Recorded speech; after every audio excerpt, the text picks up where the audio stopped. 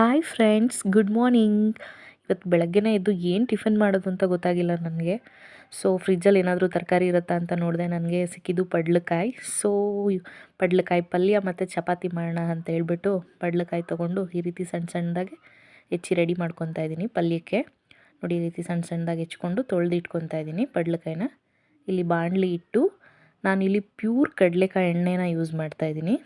ಎಣ್ಣೆ ಕಾದಿದೆ. ಈಗ ಇದಕ್ಕೆ ಸಾಸಿವೆ ಹಾಕಿ ಸ್ವಲ್ಪ ಚಿಟಪಟ ಅಂತ ಸಿಡಿದ ಮೇಲೆ ಸಾಸಿವೆ, ಕಡಲೆಬೇಳೆ ಮತ್ತು ಉದ್ದಿನ ಬೇಳೆನೂ ಹಾಕ್ತಾಯಿದ್ದೀನಿ. ಇದನ್ನು ಸ್ವಲ್ಪ ಗೋಲ್ಡನ್ ಬ್ರೌನ್ ಕಲರ್ ಬರೋವರೆಗೂ ಹುರ್ಕೋಬೇಕು. ಸ್ವಲ್ಪ ಲೈಟಾಗಿ ಗೋಲ್ಡನ್ ಬ್ರೌನ್ ಕಲರ್ ಬರೋವರೆಗೂ ಹುರ್ಕೊಂಡು ಇಲ್ಲಿ ನಾನು ಇದಕ್ಕೆ ಒಂದು 7ರಿಂದ 8 ಹಸಿಮೆಣ್ಸಿನ್ಕಾಯಿನ ಕಟ್ ಮಾಡಿ ಇಟ್ಕೊಂಡಿದ್ದೆ.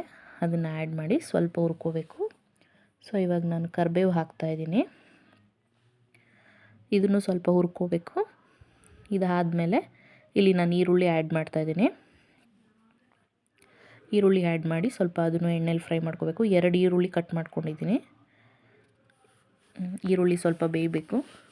ಲೈಟ್ ಗೋಲ್ಡನ್ ಬ್ರೌನ್ ಕಲರ್ ಬರಬೇಕು ಈರುಳ್ಳಿ. ಸೊ ಇದನ್ನು ಇಲ್ಲಿ ಎಣ್ಣೆಲಿ ಹುರ್ಕೊತಾ ಇದ್ದೀನಿ. ಇವಾಗ ಇಲ್ಲಿ ನಾನು ಕಟ್ ಮಾಡಿ ತೊಳೆದಿಟ್ಕೊಂಡಿರೋ ಅಂಥ ಪಡ್ಲಕಾಯಿನೂ ಸೇರಿಸ್ಕೊತಾ ಇದ್ದೀನಿ.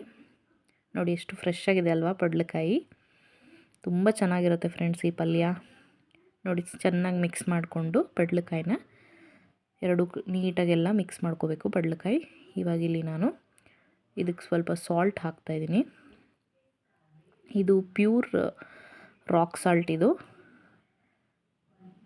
ನೋಡಿ, ಈ ಥರ ಮಿಕ್ಸ್ ಮಾಡ್ಕೋಬೇಕು ನೀಟಾಗೆ ಉಪ್ಪು ಹಾಕೊಂಡ್ಮೇಲೆ.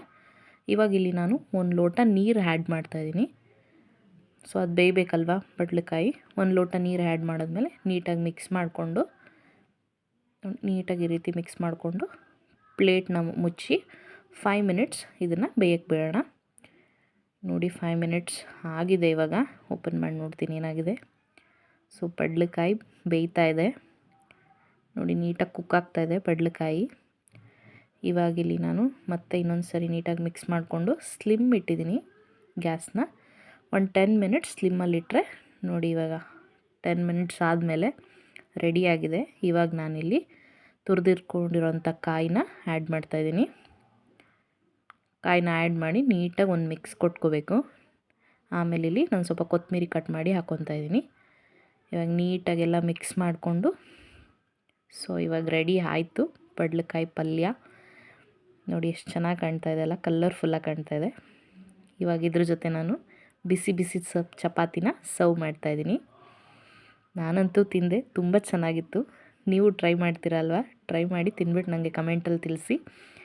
Thanks for watching. Thank you. Please subscribe my channel.